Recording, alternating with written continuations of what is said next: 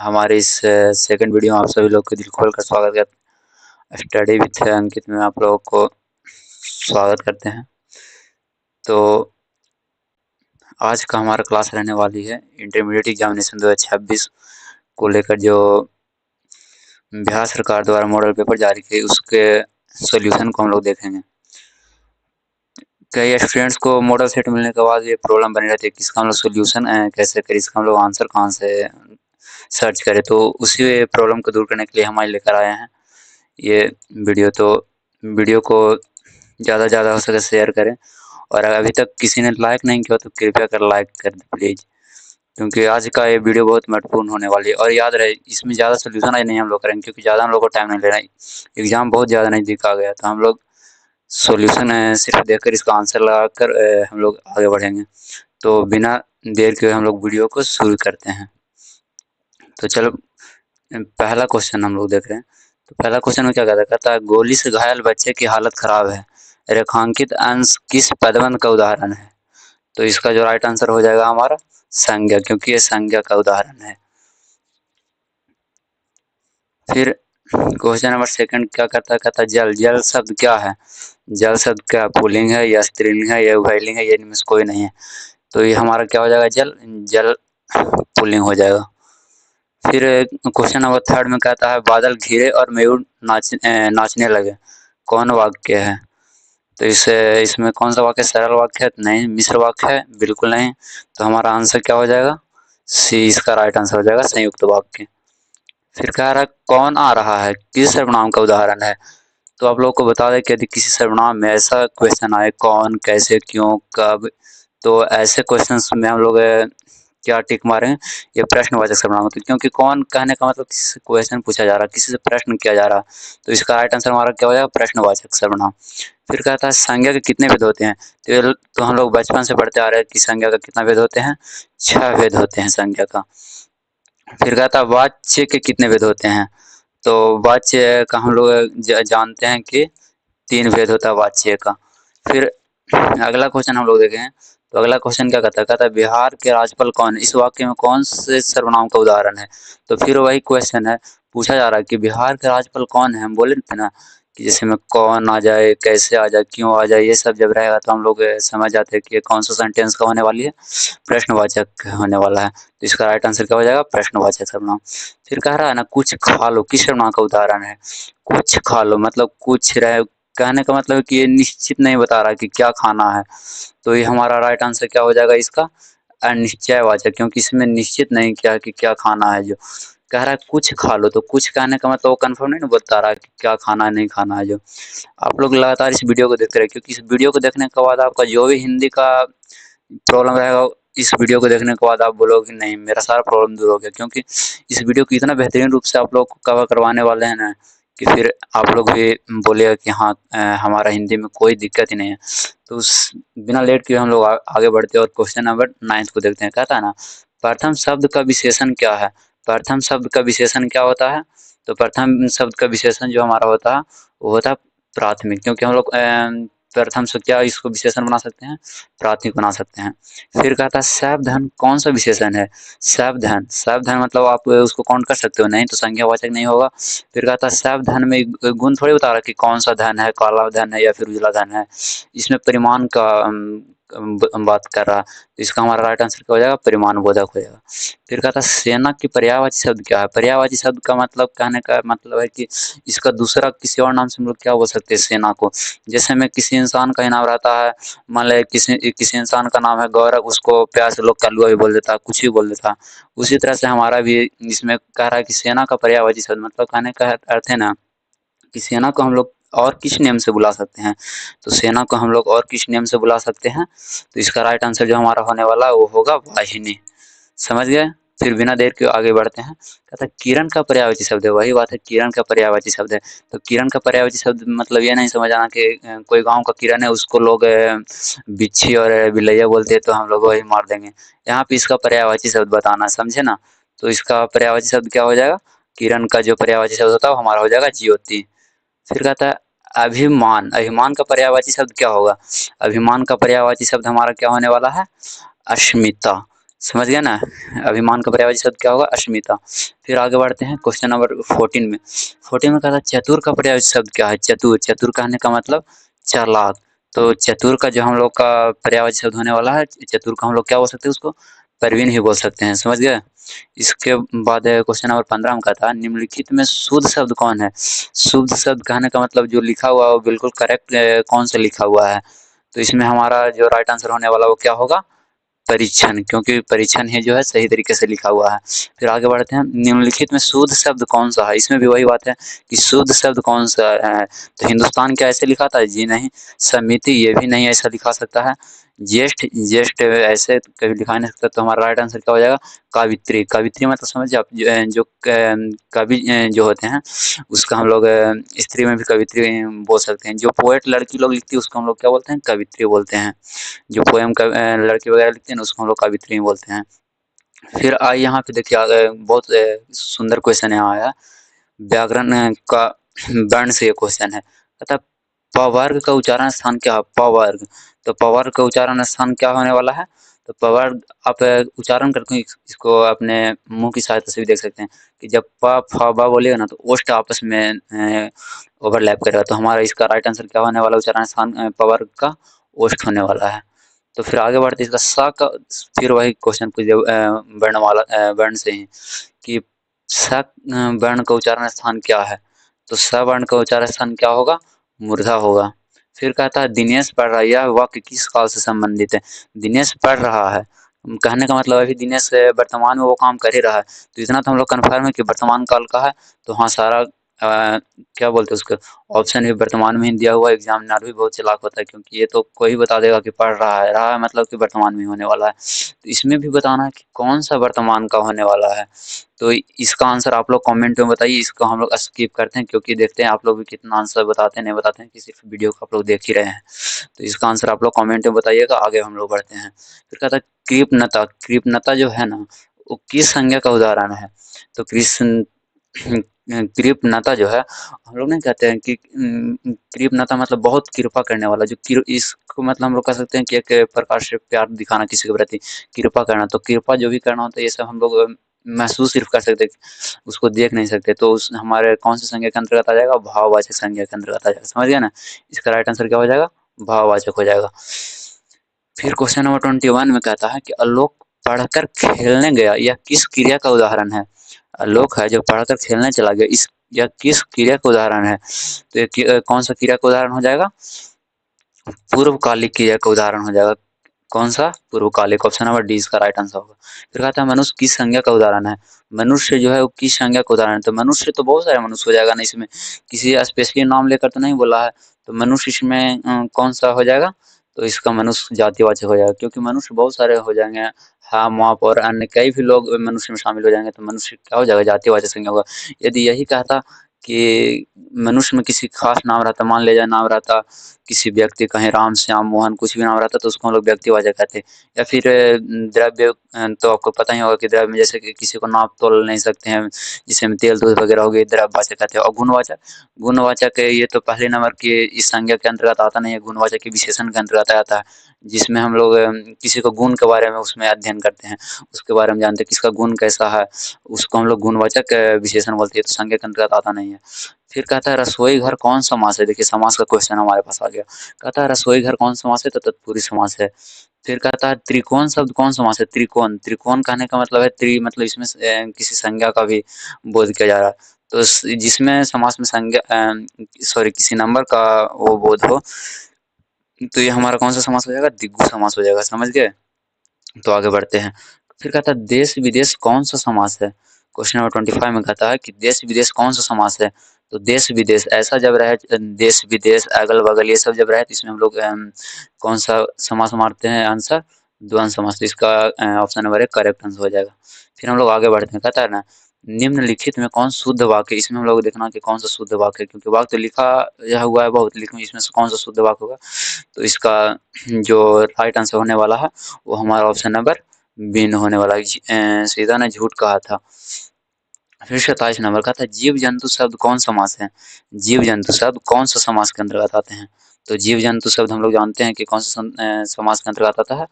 तो द्वंद्व समास के अंतर्गत आता है। हम लोग बोले थे ना देश विदेश जीव जंतु ये सब जब भी लिखा रहे तो कौन सा समास हो जाता है, द्वंद्व समास।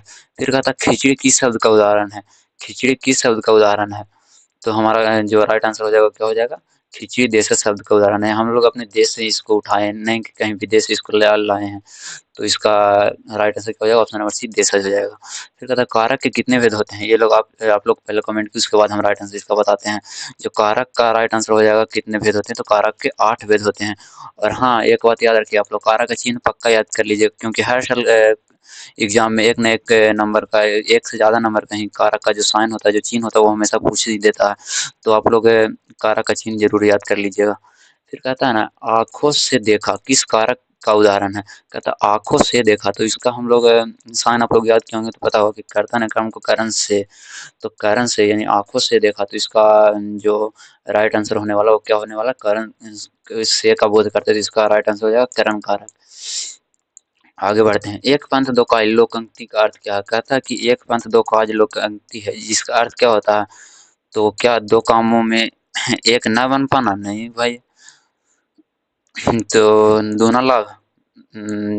31 क्या है, एक पंथ दो काज, तो इसका जो राइट आंसर हो जाएगा हमारा क्या होगा, ना तो दो काम एक बन पाना, ना दूना लाभ होगा। इसका जो राइट आंसर हो जाएगा वो एक साथ दो काम नहीं कहता कोई कि एक साथ जब कोई दो काम करता रहता है तो उसका कहता है कि ये व्यक्ति देखो ना एक पंथ दो काज करता है। तो यही हमारा क्वेश्चन यहाँ कह रहा है कि एक पंथ दो काज लोकोक्ति है, इसका अर्थ क्या होने वाला है। फिर कहता है पेड़ से पत्ता गिरता है किस कारक का उदाहरण है। एक बात हमेशा याद रखिएगा, जब कारक में ऐसा पूछे कहीं से किसी का सेपरेशन हो रहा, किसी का अलगाववाद हो रहा, किसी का बिछड़ना हो रहा, तो उसको हम लोग किस कारक के अंतर्गत रखते हैं, आपादान कारक। फिर कहता है राम ने कहा होगा यह किस वाक्य का उदाहरण है, राम ने कहा होगा यह किस वाक्य का उदाहरण है, तो राम ने कहा होगा ये कन्फर्म थोड़ी है, तो राम ने कहा होगा यह संदेह बता रहा कि राम ही ने कहा होगा, ये कन्फर्म नहीं है कि राम ही बोला होगा, लेकिन इतना जरूर बोल रहा है कि राम ने ही कहा होगा, तो हमारा जो राइट आंसर होगा क्या हो जाएगा, संदेहवाचक। फिर कहता है ना राष्ट्र शब्द का विशेषण क्या है, जो राष्ट्र है इसका हम लोग विशेषण में क्या लिख सकते हैं, तो राष्ट्र का हम लोग भली बात जानते हैं कि राष्ट्र का जो विशेषण होगा क्या होगा, राष्ट्रीय होगा हमारा।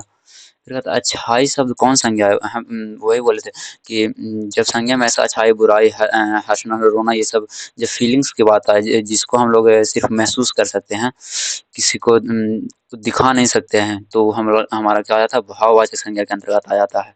आगे क्वेश्चन नंबर 36 में हम लोग देखते हैं, तो कहता है मोती शब्द कौन सी संज्ञा है, तो मोती शब्द मोती हीरा ये सब जो भी आता है सब हमारा क्या आता है, द्रव्यवाचक संज्ञा के अंतर्गत आता है।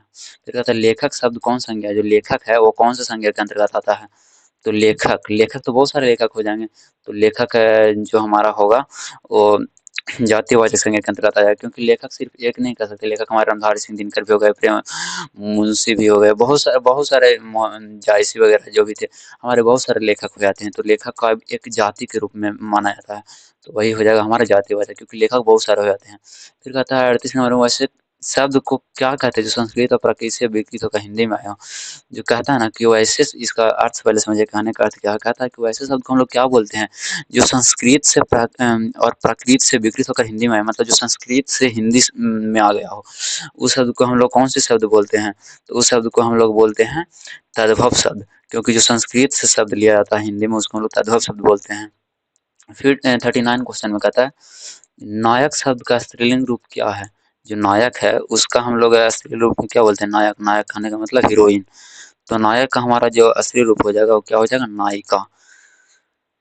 क्वेश्चन नंबर 40 में हम लोग देखते हैं क्या कहता है वृष्टि का अभाव वाक्य खंड के लिए शब्द है, वृष्टि का अभाव वाक्य खंड के लिए शब्द है, कहने का मतलब वृष्टि का जिसके पास अभाव हो उसको हम लोग एक वाक्य में क्या कह सकते हैं, तो इसका जो राइट आंसर हमारा होने वाला है वो क्या होने वाला है, अनावृष्टि, मतलब जिसके पास वृष्टि ही ना उसको हम लोग अनावृष्टि भी बोल सकते हैं, कोई इसमें दो राय नहीं है।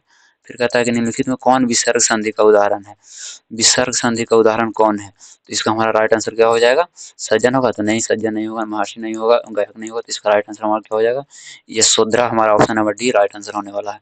फिर 42 में कहता है चतुर्भुज, चतुर्भुज कहने का मतलब चार भुजा वाला, चार तो फिर हमारा क्या आ गया, कोई नंबर इसमें नोट कर रहा है, कोई संख्या की बात कर रहा है, तो चतुर्भुज जो हमारा राइट आंसर इसका हो जाएगा वो बहुब्रीहि समास हो जाएगा, क्योंकि हमारा जो नंबर्स वाला होते हैं वो हमारे बहुब्रीहि समास में आते हैं। फिर कहा था 43 नंबर में कर्तव्य में कौन प्रत्यय है, जो कर्तव्य है उसमें कौन सा प्रत्यय है। तो आप लोग प्रत्यय और के बारे में तो जानते ही हो कि प्रत्यय जो होता है हमेशा किसी के शब्द के लास्ट में लगता है। तो कर्तव्य में पूछ रहा कि प्रत्यय कौन है, तो कर्तव्य का जो लास्ट में आ रहा है वो हमारा क्या आ रहा है, कर्तव्य का लास्ट में जो हमारा आ रहा है वो आ रहा है तव्य। तो हमारा राइट आंसर क्या हो जाएगा, तव्य हो जाएगा। फिर कहता है ना शब्दों के बाद जो अक्षर या अक्षर समूह लगाया जाता है उसे क्या कहते हैं। कहता है शब्दों के बाद जो अक्षर या अक्षर समूह लगाए जाते हैं उसे हम लोग क्या कहते हैं, प्रत्यय। क्योंकि उपसर्ग तो हम लोग जानते हैं कि जो उपसर्ग होता है वो आगे लगता है, तो हमारा राइट आंसर क्या हो जाएगा, ऑप्शन नंबर सी प्रत्यय। तो वीडियो को अच्छा लगे तो लाइक भी करते रहिएगा। बाकी आगे हम लोग बढ़ते हैं। कहता है फल फूल, फल फूल कौन सा समास है। तो फल फूल जो हमारा होने वाला कौन सा समास होने वाला है, द्वंद्व समास। क्योंकि आपको हम बताए थे, क्योंकि इस तरह की जब देश विदेश घर द्वार फल फूल ये सब जब बात आती है तो हमारा कौन से समास के अंतर्गत आता है, द्वंद्व समास के अंतर्गत आता है। फिर कहता है ना अभ्यागत शब्द का संधि विच्छेद क्या है। अभ्यागत शब्द का संधि विच्छेद, अभ्यागत का संधि विच्छेद जो हमारा होने वाला है वो क्या होगा, अभि प्लस आगत, अभ्यागत। क्योंकि ये जो है ना यहाँ पे आधा कट के यहाँ पे हो जाता है, तो इसका जो राइट आंसर होने वाला है अभि आगत होने वाला है। फिर कहता है उपवन में कौन सा उपसर्ग है, इसका तोड़ कर देखिए, आराम से इसको पढ़िए पहले कि उपवन, उपवन में कौन सा उपसर्ग है। तो हमारा जो राइट आंसर होने वाला क्या है, इसका राइट आंसर हमारा होने वाला है उप। क्योंकि हमारा जो शुरू में क्या आ रहा है, उप आ रहा है। फिर कहता है अभिलाषा में कौन सा उपसर्ग है। फिर उपसर्ग प्रत्यय से ही क्वेश्चन है। कहता है अभिलाषा, अभिलाषा में कौन सा उपसर्ग है। उपसर्ग तो हम बताए पहले ही कि उपसर्ग जो किसी शब्द के पहले आकर लगता हो और प्रत्यय जो किसी शब्द के बाद में आकर लगता हो। तो उपसर्ग इसमें कह रहा है तो पहला कहीं बात कर रहा होगा, तो इसमें हमारा क्या हो जाएगा अभि प्लस लाषा, यानी कि अभी पहले इसका आ रहा है तो इसका राइट आंसर हो जाएगा अभी। फिर कहता है निम्नलिखित में पुल्लिंग शब्द क्या है, निम्नलिखित में पुल्लिंग शब्द क्या है। तो इसका राइट आंसर क्या होगा, क्योंकि स्त्रीलिंग पुल्लिंग ये सब तो बहुत आसान सा है, तो ये क्वेश्चन हम आप पे छोड़ते हैं। इसका आप कमेंट बॉक्स में आंसर बताइएगा, तब तक आगे हम बढ़ते हैं। फिर कहता है पुष्प शब्द का विशेषण क्या होगा, जो पुष्प है उसका विशेषण क्या होने वाला। तो पुष्प का क्या होगा विशेषण, तो पुष्प का जो विशेषण होने वाला हमारा, नहीं कहता पुष्प से क्या विशेषण बन जाता है कि पुष्पित। हमारा राइट आंसर क्या हो जाएगा, ऑप्शन नंबर है पुष्पित। फिर कहता है यह नया माल है, यह नया माल है, इस वाक्य में नया शब्द क्या है, माल, माल आप समझ रहे हैं ना, वही नया माल की बात कर रहा है कि जैसे में कोई नया हम लोग सामान खरीदे उसको दुकानदार क्या बोलता है, यह नया माल है। तो उसी शब्द को बोल रहा है कि इसमें नया जो है, नया कौन सा शब्द है। तो नया हमारा नया पुराना फटा चूटा जो भी होता है विशेषण के अंतर्गत आता है। फिर कहता है दिन शब्द का विशेषण क्या होने वाला, तो दिन का हम लोग क्या बोलते हैं, दैनिक। विशेषता इसका विशेषण क्या हो जाएगा, दिन का दैनिक। फिर कहता है अंडे में छिलके शीर्षक रचना किसकी है। अंडे के छिलके, तो ये आप लोगों ने जरूर याद की होगी कि किसकी रचना है, मोहन राकेश जी की रचना है। क्योंकि मोहन राकेश जी बहुत अच्छे रचना रचे हैं। उसी में से एक क्या है, अंडे के छिलके, ये मोहन राकेश जी का रचना। फिर कहता है नामवर सिंह को कविता के नए प्रतिमान शीर्षक रचना पर कौन पुरस्कार प्राप्त हुआ है।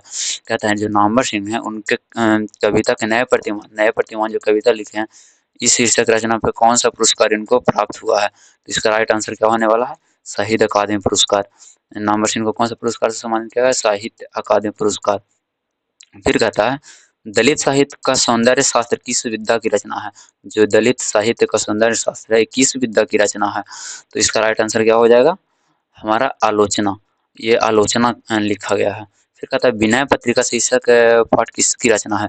विनय पत्रिका शीर्षक पाठ किसकी रचना है। तो इसका ऑप्शन नंबर क्या हो जाएगा, तुलसीदास। तो आप लोग के लिए होमवर्क रहा कि आप लोग ये जरूर बताइएगा कि विनय पत्रिका जो है उससे कौन सा चैप्टर लिया गया क्लास 12th में पढ़ने के लिए, विनय पत्रिका से कौन सा चैप्टर लिखा गया, ये आप लोग कमेंट करके जरूर बताइएगा। तो इसका राइट आंसर क्या हो गया हमारा, ऑप्शन नंबर बी तुलसीदास। फिर कहता है अष्टयाम शीर्षक ग्रंथ की भाषा है। कहता है जो अष्टयाम लिखा गया है उस ग्रंथ की भाषा कौन सी है, ब्रज भाषा है, मैथिली है, या राजस्थानी है, या खड़ी बोली है। तो आप लोग इसका आंसर बताइए। इसका जो राइट आंसर होने वाला है वो क्या होने वाला है, ब्रज भाषा है। इसका अष्टयाम का जो भाषा होने वाला है वो ब्रज भाषा है। फिर कहता है जो कवि भूषण थे, कवि भूषण के आश्रयदाता कौन थे, जो आश्रय दिए थे उसका वो कौन थे, जो कवि भूषण को आश्रय दिए थे, वो क्या थे, शिवाजी भी थे, छत्रसाल, साहू जी साहब का इनमें चर्चा थी। इसका ऑप्शन नंबर क्या हो जाएगा, डी, इनमें से सभी। और एक बात ध्यान रहे, एग्जाम अगर आप लोग देने जा रहे हैं तो इस बात का गौर कीजिए, यदि क्वेश्चन में ऑप्शन नंबर ए भी दोनों रहे ऑप्शन में, या फिर इनमें से सभी रहे, तो ज़्यादातर आप लोग को चांस है कि इनमें से सभी या फिर दोनों ये आंसर सही होने वाला है। तो यदि किसी क्वेश्चन का आंसर ना याद रहे तो मार दीजिएगा इनमें से सभी, नहीं तो ये दोनों। अगर याद हो तो एग्जैक्ट चेक कर कर ही मारिएगा, नहीं तो गलत भी हो सकती है। लेकिन हम उनके लिए बता देना चाहते हैं जिनको क्वेश्चन अगर याद ना हो और लास्ट क्वेश्चन बनाने के लिए बच रहा हो, तो उनमें से इनमें से सभी ये सब मार सकते हैं, क्योंकि ज़्यादातर आंसर सही हो जाता है। फिर आगे बढ़ते हैं 59 में। कहता है ना, बोलने से ही मनुष्य के रूप का साक्षात्कार होता है। ये जो है किस पाठ से संबंधित है? जो बोलने से ही मनुष्य रूप का साक्षात्कार होता है, यह किस पाठ से संबंधित है? तो ये हमारा क्या हो जाएगा, बातचीत, क्योंकि बातचीत चैप्टर में ही बोला गया है कि बोलने से ही मनुष्य के रूप का साक्षात्कार होता है। फिर क्वेश्चन नंबर 60 हम लोग देखते हैं, गंडक नदी का जल तो सदियों से चंचल रहा, यह कथन किस पाठ से संबंधित है? गंडक नदी है भाई, हमारे बिहार की बात हो रही है। तो गंडक नदी का जल तो सदियों से चंचल रहा, यह कथन किस पाठ से संबंधित है? तो ये किस पाठ में है, ओशदानी राम। फिर कहता है, रानी खेत नामक स्थान की चर्चा किस इस पाठ में है? रानी खेत जो नामक है, वो किस पाठ में लिखा गया है? तो इसका राइट आंसर जो क्या होगा, हंसते हुए मेरा अकेलापन। बंधी हुई मुट्ठियों का संबंध किस पठित कविता से है? बंधी हुई मुट्ठियों का संबंध किस पठित कविता से है? तो इसका राइट आंसर क्या हो जाएगा, जन जन का चेहरा एक। कहता है बंधी, इस जन जन का चेहरा एक, आप लोग चैप्टर पढ़े होंगे तो ये जरूर समझ में आया होगा, क्योंकि के लोगों में भले कितना भिन्नता हो, लेकिन सबका चेहरा एक ही जैसा होता है। वही इसमें वही है कि बंधी हुई मुट्ठियों का संबंध किस पठित पाठ से है, तो वो जन जन का चेहरा एक। और एक बात कमेंट कर कीजिएगा आप लोग कि जन जन का चेहरा एक है, जो इसका लेखक कौन है? फिर कहता है खिलौना शब्द किस कविता से संबंधित है? खिलौना शब्द किस कविता से संबंधित है? तो इसका राइट आंसर क्या हो जाएगा, पुत्र वियोग। क्योंकि पुत्र वियोग जो चैप्टर है इसमें इसी के बारे में चर्चा किया गया, खिलौना के बारे में। क्योंकि जो लेखिका होती है वो रोकर बताती है कि जो हमारे पास खिलौना खेलने के लिए था, अब वो भी गायब हो गया है, अब मेरे पास पता नहीं कब आएगा। तो यही जो है खिलौना शब्द है, वो पुत्र वियोग में ही चर्चित किया गया है। फिर कहता है, निम्नलिखित में कौन कामायनी महाकाव्य का पात्र नहीं है? कहता है जो कामायनी महाकाव्य है उसमें का पात्र कौन नहीं है इनमें से? तो इसका जो राइट आंसर होने वाला है, और राइट आंसर क्या होने वाला है, सतरूपा। सतरूपा का तो इसमें कोई चर्चा ही नहीं है भाई। फिर क्वेश्चन नंबर 65 में, हिंदी कहानी के विकास में मील का पत्थर कौन मानी जाती है? हिंदी कहानी के विकास में मील का पत्थर कौन माना जाता है? मतलब जो हिंदी कहानी के विकास में माइलस्टोन किसे माना जा रहा है? तो इसका राइट आंसर क्या हो जाएगा, उसने कहा था। उस आप लोगों ने इससे पढ़ा होगा इस चैप्टर को, तो आप लोगों को पता हुआ होगा कि इसमें कितनी अच्छी-अच्छी, कितनी सुंदर-सुंदर बातें बताई गई हैं। तो इसका राइट आंसर क्या हो जाएगा, उसने कहा था। फिर कहा था, गैंग्रीन का उल्लेख किस कहानी में है? गैंग्रीन का उल्लेख किस कहानी में है? रोज। आप लोग एक कमेंट करके आंसर जरूर बताइएगा कि गैंग्रीन जो था वो इसका ऑपरेशन कौन करते थे? इसका आप लोग आंसर जरूर बताइएगा। फिर क्वेश्चन नंबर 67 में है, एक लेख और एक पत्र में भगत सिंह ने किसको पत्र लिखा था? तो भगत सिंह ने किसको पत्र लिखा था, सुखदेव को लिखा था। फिर क्वेश्चन नंबर 68 में, वैशाली महोत्सव का प्रतिवर्ष आयोजन किसने प्रारंभ करवाया? क्या था, वैशाली महोत्सव जो था उसका प्रतिवर्ष आयोजन किसने करवाया था? तो इसका राइट आंसर जो होगा वो क्या होगा, जगदीश चंद्र माथुर ने करवाया था। फिर कहता, सिपाही की माँ शीर्षक पाठ की साहित्यिक विद्या क्या है? जो सिपाही की माँ है वो जो पाठ लिखे है उसकी विद्या क्या है? तो इसका विद्या क्या है, इसका विद्या जो है एकांकी है। फिर कहता है, 70 में जूठन शीर्षक पाठ किस विद्या में रचित है? वही बात इसमें पूछ रहा है कि जूठन जो है उसका विद्या क्या है? तो जूठन का जो विद्या है वो क्या है, जूठन का विद्या, जूठन का जो विद्या है वो है रेखा चित्र। क्योंकि हम लोग वहाँ याद किए थे कि जूठन शीर्षक पाठ का जो विद्या है वो क्या है, रेखा चित्र ही है। मोहन राकेश का जन्म कहाँ हुआ था? मोहन राकेश का जन्म कहाँ हुआ था? तो इसका जो राइट आंसर होने वाला है हमारा क्या होने वाला है, अमृतसर पंजाब में हुआ था। और आप लोग इसका कमेंट करके आंसर बताइएगा कि मोहन राकेश का जन्म कब हुआ था? नामवर सिंह का जन्म कहाँ हुआ था? नामवर सिंह का जन्म कहाँ हुआ था? तो इसका राइट आंसर जो होगा वो हमारा वाराणसी होगा। ये बात है आप लोग हमेशा याद रखिए कि नामवर सिंह ये सब जो भी लेखक हैं उनका कहाँ जन्म हुआ था और कब हुआ था, ये सब आप लोग कंठस्थ याद रखिएगा, वरना बहुत सारे क्वेश्चन छूटने की चांस बने रहती है। अगर अगर ये सब कंठस्थ याद रहेगा, राइटर का नाम और इसका डेट ऑफ बर्थ है और कब मृत्यु हुआ था, कहाँ जन्म हुआ था, ये सब तो आपको कम से कम तो 10 नंबर आराम से इससे आराम से बन जाएगा। तब तक के लिए हम आगे बढ़ते हैं। फिर कहता है ना ओम प्रकाश वाल्मीकि का जन्म स्थान कहाँ है? जो ओम प्रकाश वाल्मीकि का जन्म हुआ वो कहाँ हुआ है? तो इसका जो राइट आंसर होने वाला है वो क्या होने वाला है? मुजफ्फरनगर। ओम प्रकाश वाल्मीकि का जन्म कहाँ हुआ है? मुजफ्फरनगर। ये नहीं कि मुजफ्फरपुर आप लोग मार दीजिएगा बिहार वाला, नहीं, मुजफ्फरनगर हुआ है। पठित कविता के अनुसार चातकी किसके लिए तरसती है? कहता है जो हम लोग कविता पढ़े हैं उसमें चातकी किसके लिए तरसती है? तो चातकी किसके लिए तरसती है? स्वाति नक्षत्र के बूंदों के लिए। फिर कहता है रघुवीर सहाय का जन्म कहाँ हुआ था? तो रघुवीर सहाय का जन्म कहाँ हुआ था? लखनऊ में हुआ था रघुवीर सहाय का जन्म। फिर कहता है कवि शमशेर सिंह ने गतिशील बिंबों के द्वारा किसका चित्रण किया है? तो ये किसका चित्रण किए हैं? ये चित्रण किए हैं उषा का, क्योंकि उषा ही कविता ना ये लिखे हैं। फिर कहता है ना मोहन राकेश की माता का नाम क्या था? जो मोहन राकेश थे उनका माता का नाम क्या था? बच्चन कौर इसका राइट आंसर होगा। आप लोग कमेंट करके इसका आंसर बताइएगा कि इनका जन्म कहाँ हुआ था। फिर कहता है नामवर सिंह के पिता का नाम क्या था? जो नामवर सिंह थे उनका पिता का नाम क्या था? तो उनका पिता का नाम था नागर सिंह। फिर कहता है कवि मुक्तिबोध ने मानव की आत्मा को क्या माना है? तो मानव मुक्तिबोध ने मानव की आत्मा को क्या माना है? मानव को आत्मा को इन्होंने अमूर्त माना है। क्या माना है? अमूर्त माना है। फिर कहता है तुलसीदास के पिता का नाम क्या था? तुलसीदास जो थे उनके पिता का नाम क्या था? तो तुलसीदास का पिता का नाम था आत्माराव दुबे। क्या था? आत्माराव दुबे। फिर कहता है ना विनोद कुमार शुक्ल ने किस विद्यालय में एसोसिएट प्रोफेसर के पद पर कार्य किए थे? तो ये कौन सा विश्वविद्यालय में किए थे? तो इंदिरा गांधी कृषि विश्वविद्यालय। समझ में आ गया ना? फिर कहता है सुभद्रा कुमारी चौहान के पिता का नाम क्या था? जो सुभद्रा कुमारी चौहान थे जो हमारे कौन से कविता लिखे हैं? हाँ, ये लिखे हैं पुत्र वियोग। तो इनके पिता का नाम क्या था? इनके पिता का जो नाम था वो क्या था? ठाकुर रामनाथ सिंह। जयप्रकाश नारायण का जन्म किस वर्ष हुआ था? जयप्रकाश जो नारायण थे उनका जन्म किस वर्ष हुआ था? तो इनका 1902 ईस्वी में जन्म हुआ था। फिर क्वेश्चन नंबर 84 में है भगत सिंह के चाचा अजीत सिंह ने विदेशों से किस संग्राम का संचालन किया था? तो इनका जो चाचा थे वो मुक्ति संग्राम का वो संचालन किए थे। राजा नान्य देव किस राजवंश से संबंधित थे? राजा नानदेव कर्नाट वंश से संबंधित थे। तुलसीदास का जन्म किस वर्ष हुआ था? तो तुलसीदास का जन्म 1543 ईस्वी में हुआ था। रघुवीर सहाय के अनुसार कौन अपनी जय जयकार करता है? तो इसकी जय जयकार कौन करते हैं? अपनी जय जयकार तो अधिनायक ही करते हैं, क्योंकि जनता तो सिर्फ दूसरे का जय जयकार करने में ही लगा रहता है, लेकिन अपना जो जय जयकार करते हैं वो अधिनायक लोग ही करते हैं, क्योंकि जनता का तो आप लोगों को पता ही होगा कि कितना वैल्यू भी है। तो इसका राइट आंसर क्या होगा? अधिनायक। फिर कहता है निम्नलिखित में कौन उसने कहा था शीर्षक पाठ का पात्र नहीं है? उसने कहा था पाठ में इसमें कौन सा पात्र नहीं है? इसमें कौन सा पात्र नहीं है? तो इसका जो राइट आंसर होगा वो हमारा क्या हो जाएगा? बीरम सिंह होगा, क्योंकि बीरम सिंह नाम का कोई उसमें पात्र ही नहीं है। बजीरा सिंह था, बोधा सिंह भी था, पोल्हू राम भी था, लेकिन ये बीरम सिंह नहीं था। इसका राइट आंसर क्या हो जाएगा? सी हो जाएगा इसका राइट आंसर। फिर कहता है ना राष्ट्र कवि के रूप में कौन प्रसिद्ध हुए? ऐसा कौन सा लेखक है जो राष्ट्र कवि के रूप में प्रसिद्ध हुए? तो इसका जो राइट आंसर क्या हो जाएगा? रामधारी सिंह दिनकर। फिर कहता है रामधारी सिंह दिनकर किस युग के कवि हैं? रामधारी सिंह दिनकर किस युग के कवि हैं? छायावादोत्तर युग के कवि हैं। फिर कहता है तिरिच शीर्षक पाठ के साहित्यक विधा कौन है? तिरिच शीर्षक पाठ के साहित्यक विधा कौन है? कहने का मतलब कि तिरिच जो है इसका विधा कौन है? क्या लिखा है? कहानी है ये? तो हाँ हमारा सही आंसर है कहानी ही इसका राइट आंसर होगा।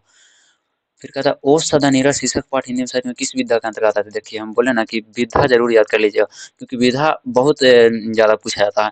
इसमें भी देखो वही है, ओ सदा नीरज शीर्षक पाठ है जिसमें इसका विधा क्या है? तो इसका जो विधा होगा हमारा क्या हो जाएगा? निबंध है, क्योंकि ओ सदा नीरज क्या लिखा गया? निबंध लिखा गया। गाँव का घर शीर्षक पाठ कविता के कवि कौन है? गाँव का घर जो शीर्षक कविता इसका कवि कौन है?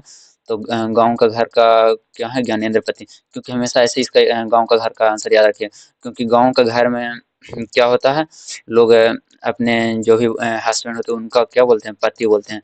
तो इससे आप याद रखिएगा पति। तो गाँव का घर का राइट आंसर क्या हो जाएगा? ज्ञानेंद्र पति। फिर कहता कौमुदी नामक कविता केंद्र की स्थापना किसने की है? तो कौमुदी नामक कविता केंद्र की स्थापना जो है हमारे दिनकर साहब ने किए थे, दिनकर जी ने किए थे। फिर कहता चेखव किस देश के रहने वाले थे? तो चेखव हमारे कहाँ के रहने वाले थे? तो चेखव रूस के रहने वाले थे। इवान दाइमित्र चेखव पेशे से क्या थे? इवान दाइमित्र चेखव पेशे से तो क्लर्क थे ये, और हमें डॉक्टर पे भी डाउट था, तो आप लोग एक बार इसको देखिएगा। ठीक ना, क्योंकि हमको कलर के ऐसे राइट आंसर हम कंफर्म है, लेकिन थोड़ा सा डाउट हमको डॉक्टर को जा रहा है, तो आप लोग इसको थोड़ा सा देख लीजिए। फिर कहता है कौन लेखक कांगो के शिक्षा मंत्री, वित्त मंत्री एवं प्रधानमंत्री रह चुके हैं। कहता है इसमें से कौन सा लेखक है जो कांगो के शिक्षा मंत्री, वित्त मंत्री एवं प्रधानमंत्री तीनों रह चुके हैं। तो इसका जो राइट आंसर होगा हमारा क्या होगा, हेनरी लोपेज इसका राइट आंसर होगा। फिर कहता है ना वात्सल्य भाव के सर्वश्रेष्ठ कवि कौन थे। जो वात्सल्य भाव में हमेशा कविता करते थे वो कौन थे, तो सूरदास थे। फिर कहता है कारमेन किस कहानी की पात्र है। क्वेश्चन नंबर 99 में क्या है, कारमेन किस कहानी की पात्र है। तो इसका जो राइट आंसर हमारा क्या हो जाएगा, पेशगी हो जाएगा इसका राइट आंसर। फिर कहता है प्रेम में पीर कवि कौन है। तो हम लोग पहला चैप्टर में पढ़े हैं कि मोहम्मद जायसी जो थे वो प्रेम के पीर कवि थे। तो आज का 100 क्वेश्चन हम लोग समाप्त कर लिए, जो कि मॉडल पेपर में दिया गया था, बिहार सरकार द्वारा लॉन्च करके इसी लेवल का हम लोग का एग्जाम होने वाले। तो इसको देखकर आप लोग को ये तो जरूर एहसास हो गया कि आप लोगों ने कितना कुछ पढ़ा है, और जिनकी भी तैयारी बहुत बेहतरीन है और उनको डरना नहीं, एग्जाम अच्छा ही जाएगा और इसी लेवल का क्वेश्चन रहने वाले हैं। तो अगर वीडियो हमारी पसंद आया हो तो इसको लाइक और शेयर जरूर करें, और चैनल पे पहली बार आए तो चैनल को सब्सक्राइब कर ले, और जितना हो सके अपने दोस्तों के साथ इससे शेयर जरूर करें। और यदि आप लोग को इस वीडियो अच्छा लगा तो कमेंट बॉक्स में ज़रूर अपना फीडबैक दें, ताकि हम अगला वीडियो बेहतरीन रूप से और ला सकें। तब तक के लिए धन्यवाद। जय हिंद, जय भारत दोस्तों।